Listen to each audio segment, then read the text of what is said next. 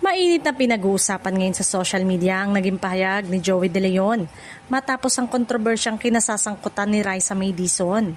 Sa isang episode ng Itbulaga, diretsang tinanong ni Joey ang studio audience, bakit ginagawang katatawanan si Raisa May na agad namang sinabayan ng palakpakan at naging usap-usapan online. Naging ugat ang issue matapos ang isang biruan sa It's Showtime kung saan nabanggit ang pangalan ni Raisa May.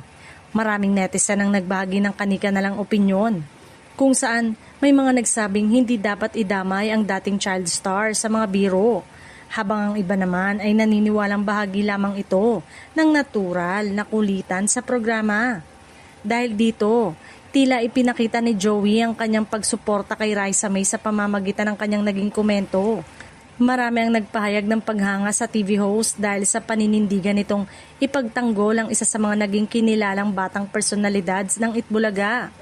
Samantala, nauna na rin nagpahayag ng suporta kay Raisa May ang ilang personalidad, kabilang si Chris Aquino na nagsasabing nalungkot siya sa mga balitang may mga taong umano'y nang aapi sa dating child star. Dahil dito, mas lalo pang naging sentro ng usapan sa social media ang issue at umani ng iba't ibang reaksyon mula sa publiko. Sa kasalukuyan, patuloy pa rin pinag-uusapan online ang naging pahayag ni Joey De Leon at ang kontrobersyang kinasasangkutan ni Raisa May Dizon, habang wala pang karagdagang pahayag mula sa kampo ng It's Showtime tungkol sa issue. Marami ang umaasang mananaig ang respeto sa isa't isa sa kabila ng mga biruan sa telebisyon.